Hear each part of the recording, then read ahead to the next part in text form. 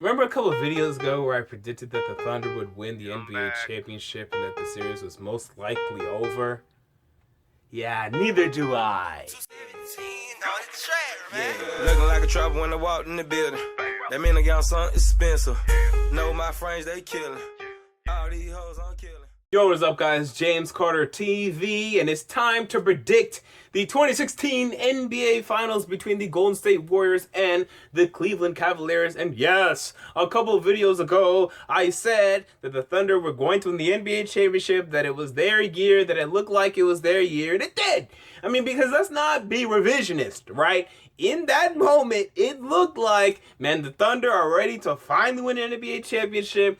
I did say in the video, hey, the Warriors can still come back. I probably only give it a 5 to 10% chance. It was the 5 and 10% chance, and they came back. But you know what? I'm fine with that because I predicted them before the season to not only go to the finals, but to win it. So, hey, I'm good. Now, with that said, and I said in that video also, by the way, I said the Warriors need to revert back to how great they were playing earlier this season. And the Thunder, they also reverted back to the way they were playing earlier this season. So, hey, that's what happened. Let's talk about the NBA Finals between the Cavaliers and the Golden State Warriors, a rematch of last year's 2015 NBA Finals where the Cavs were up 2-1. Injuries took a toll, and the Warriors won the next 3 games to win the NBA Finals and the NBA Championship. Personally, I'm glad the Warriors are back. You know, I think they have something to prove because, I mean, they're getting laughed at. They're getting laughed at. They're getting disrespected. People think that they're not that great, that they won 73 games. They're not that good, even though that really doesn't make any sense to me, but that's what people are believing.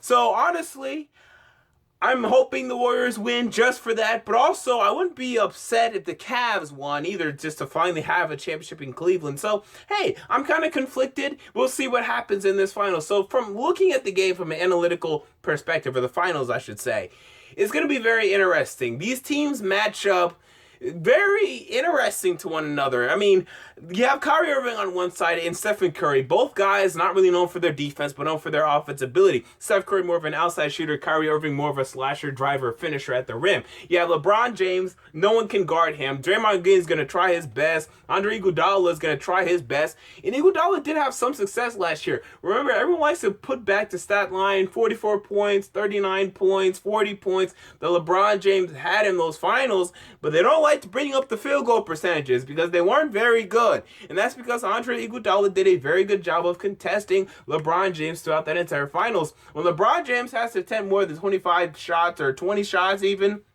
his field goal percentages go down. He's someone that needs to keep his field goal attempts down. That way he can actually have more success and be more efficient when it comes to getting baskets in the hoop. So look out for that during this series as well. Draymond Green, I think, is a dirty player. I don't know how you can deny this at this point. I mean, the guy was trying to break Steven Adams' arm, trying to break his balls. I mean, come on. So we're going to see how Tristan Thompson deals with that. Kevin Love, whoever Draymond Green is defending at the moment. I mean, look out, because Draymond Green has been very chippy as of late. He has a chip on his shoulder. Unfortunately, that chip is affecting everyone else on the basketball court because he's a dangerous, reckless man. And, you know, when we're talking about the potential suspension a couple of games back, I never made a video on it, but I thought he should have been suspended. I mean, even if you're telling me that he was not trying to intentionally kick him in the balls, the point is, dude, you're a reckless, dangerous player, and you need to be punished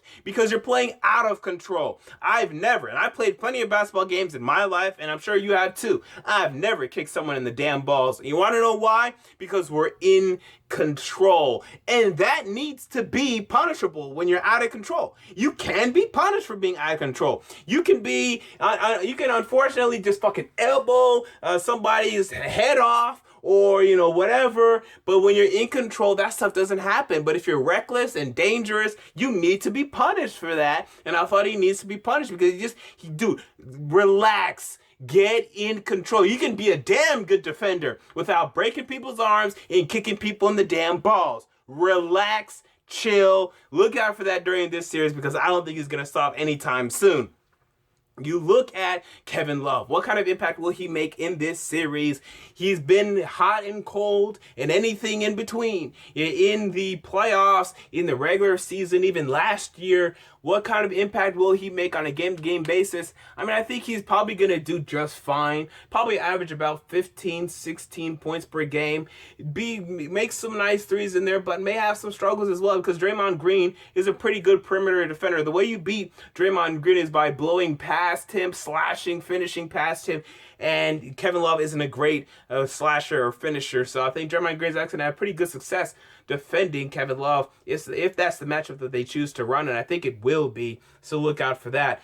Big X factors. Again, Andre Iguodala, he was the finals MVP last year. Can he come up? Can he play well again? If he does, that'll be huge for the Warriors, although I doubt it because he hasn't been very impressive in these playoffs at all. So, I mean, maybe he'll turn it on again like he did last year, but we'll look out for that. Harrison Barnes, can he come in off the bench? Can he contribute anything offensively? Because he really hasn't been contributing much to me from what I've been seeing. And Draymond Green as well. Draymond Green's been horrible from three-point range. He's getting nervous. He's getting scared. He's not really shooting well at all when it comes to being behind the three-point line. That's something that he needs to improve upon. Klay Thompson needs to be a little more consistent for me. He had six three-point field goals made in game 7, and he had 10 in game 6. But game 1, 2, 3, 4, 5, I didn't see much from Klay Thompson. He needs to be more consistent, but he looks like he's heating up now, so I'll give him the benefit of the doubt. So overall, who's going to win? Is it going to be the Cleveland Cavaliers getting their